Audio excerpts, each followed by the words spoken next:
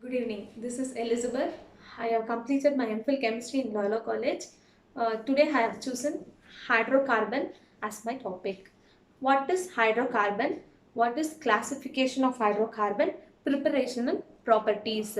Throughout this video, we are going to see under these categories. Okay, what is hydrocarbon? In the name itself, it is easy to explain that hydrogen and carbon, the combination of these two, we are going to dealing with this throughout the lesson. Okay, this is called hydrocarbons. It will be contains hydrogen and carbons. Before going to the classification, I would like to tell you one thing. You have to keep it in mind, the valencies. Hydrogen has one valency and carbon has four valencies. Okay, then this is the classification of hydrocarbons. Classification of hydrocarbons is mainly of three types. One is saturated hydrocarbons, second one is unsaturated hydrocarbons, third one is aromatic hydrocarbons. These, in the saturated hydrocarbons, when a carbon is attached to the another carbon with a single bond, is called alkanes. Okay, it is also called saturated hydrocarbons. Next, we are going to see what is unsaturated hydrocarbons. What is unsaturated hydrocarbons? When a carbon is attached to the another carbon atom, at least with two bonds or multiple bonds, is called unsaturated hydrocarbons. In that, we have to keep it in mind that it has two changes in this. Like, if the carbon is attached to the another carbon atom with a double bond, is called alkenes. Okay, if the carbon is attached to the another carbon atom with a triple bond, is called alkynes. These are the two different classification in the under unsaturated hydrocarbons. Okay, when you compare the saturated and unsaturated hydrocarbons, it can be closed chain or open chain. If the alkanes are in closed chain, it is called cycloalkanes. Okay, when we are moving into third category, that is called aromatic hydrocarbons. We all know it is a closed chain, and it is also called arenes. The best example I have to tell you is benzene, C6H6. These are the major classification of hydrocarbons. Then we are moving into saturated and unsaturated hydrocarbons. What is there? Yes, alkanes, alkenes, alkynes. Okay, the difference is A-N-E. It should be, the suffix will be A-N-E-S. Here E-N-E-S, it is Y-N-E-S. So alkane, ene and ine. Okay, we can, these are, it is classified like that. Okay, why I'm displaying this? Because these are the general tips. Okay, these are the characteristics of all these alkane, alkene and alkynes. Before you are attending some objectives or any solution problem solving method, you have to keep it in mind all this. Okay, the general formula for alkane is CnH2n plus 2. In that n, you can put any integer from 1. Okay, if I'm putting n is equal to 1, then the formula will be, I am substituting n is equal to 1 in this formula.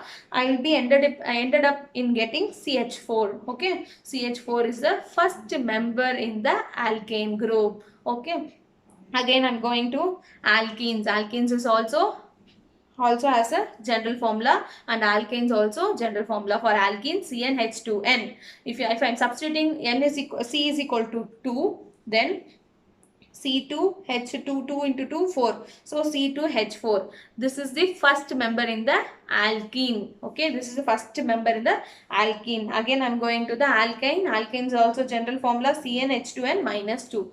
Okay, these are the general formula for these three. Then we are moving into sp3 hybridization. Okay, what is hybridization? We all know that. How we will find the sp3 hybridization? We are saying that alkanes as sp3 hybridization. See this carbon, and it is attached with the 4 hydrogen. One here, one here, one here. Okay, each bond, I am just considering carbon with the one hydrogen atom. It is S. Carbon with the hydrogen 2, it is P1, P2 and P3. So you can identify like that also in for hybridization. This is called sp3 hybridization. The same way we can do it for alkenes as sp2 hybridization, and alkynes it as sp hybridization. I am not going deeper into this hybridization. I'm just telling what are the hybridization could be possible in these alkenes, alkynes and alkanes. Then we are moving on to bond. Okay, we know that from the name itself I have told you alkanes means a carbon is attached with another carbon with a single bond. When it is single bond, that will be a sigma bond. Okay, so then alkanes has only sigma bonds. Okay, but for the alkenes we have one sigma bond and one pi bond. How one pi bond has formed? Yes, when head to head overlap of the orbitals, it will be formed a pi bond. Okay, so it has one pi bond, one sigma bond. So alkenes has double bonds. I told you, no, enes means two bonds, that is double bond. One bond is sigma bond, another bond is pi bond. For the alkanes, we know that it is triple bond. One will be the sigma bond, another two will be the pi bonds. Okay, one sigma bonds and two pi bonds. These are the general terms for saturated and unsaturated hydrocarbons. For the naming purpose, you know that for the naming purpose, it should be, the suffix should be ended with ane, ene and ine. Okay, it will be useful for nomenclature and IPAC name. Okay, then we are moving into alkanes. Okay, due to the short period of time, I would like to explain only about the alkanes, preparation, properties and isomerism. Okay, for the alkanes, how the alkanes will be prepared? When two alkyl halide is treated with metal. Okay, metal I have taken here is sodium metal under dry ether condition. What is alkyl halide? Alkyl halide can be any halides. It will be ethyl bromide, ethyl chloride, ethyl fluoride, anything we can take. Here I have taken is ethyl bromide. So 2 ratio, 1:2 ratio. Okay, 2 ratio of ethyl bromide has been taken. Okay, ethyl bromide is a halogen, ethyl is alkyl group. Okay, so ethyl bromide plus metal, another ethyl bromide in the dry ether condition. We know that sodium metal is positive and bromine is negative. These two will come and attract itself, and then we can eliminate this product. So when sodium and bromide will go out, the rest will be formed as a product. That product is called alkanes. We can name it here. How many number of carbon atom is here? 1, 2, 3, 4. 4 means bute. Okay, 4 carbon is there, bute. If it is there, if there is only 3 carbon atom, it is called prop. Okay, we know that we have to put it in the prefix. We have bute here because we have 4 carbon atom here.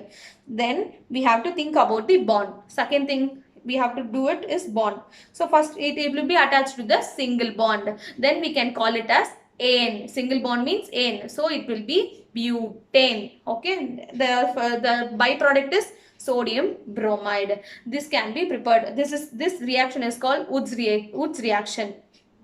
I have given only one preparation. There are so many preparations are there in the book. Then we are moving into the isomerism. What is isomerism? Okay. For example, I'll tell you, if you have a clay, you are molding it like anything, like some flower, some fish, some boat. So anything, for butterfly, you're making it as a butterfly. These are the isomers. There are different forms. Okay, different forms of the original product. So here the isomerism in this alkane, it can be only chain isomerism is possible. So chain isomerism is only possible in this alkane group. For example, I have taken C4H10. C4 is 1, 2, first I have to written 1, 2, 3, 4. 4 carbons, and then I have to satisfy the valency. Rest I have to put the rest of the hydrogen atoms. So in that 4 carbon atom, it is present with a single bond. What is called? It is called butane. Okay, then it can be, it is a chain isomerism. So chain isomerism is, it can be arranged like a row. Okay, it is called chain isomerism. Instead of chain isomerism, you can do some variation like branched one. Okay, see here CH3, CH, CH3, CH3. So when it is one branched formation can be done. So in that branch is called iso. Then you have to count the number of carbon atom present in that compound. Then you have to name it. So it is called isobutane. If these carbon atom is present, is bonded with, if one carbon is bonded with another carbon atom with a double bond, it is called ene. So you have to put butene. So these are the difference. But in alkanes, chain isomerism is possible. Okay. Then we are moving into the physical properties.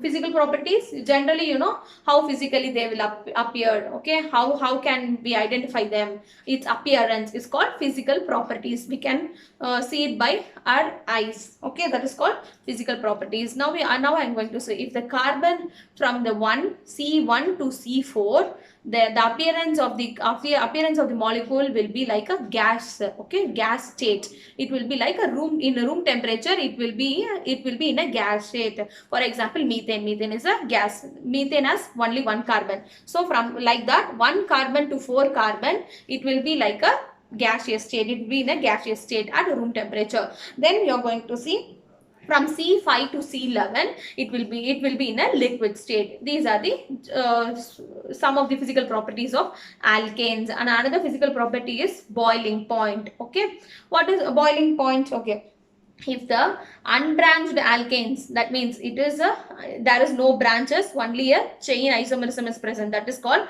unbranched alkanes, is increases the number of carbon atom. Okay, well, for example, you have to know, if the number of carbon atom increases, boiling point is also increases. That is the thing here they are going to say. Okay, for example, CH4, another one has 2 carbon atom, another one has 3 carbon atom, another one is 4 carbon atom. When the carbon atom number of carbon atom increases, boiling point is also increases in the case of unbranched chain. If it is a branched chain, the number of unbranched, if it is a branch chain, if more number of branches, it will be decreases, the boiling point will be decreases. Here the example, here the carbon is attached with 4 other carbons, so it has a less boiling point. For in this case, in the branched case, when the number of carbon atom increases, the boiling point is also increases. Okay, from this I'm just winding up this video. Thank you so much for this opportunity.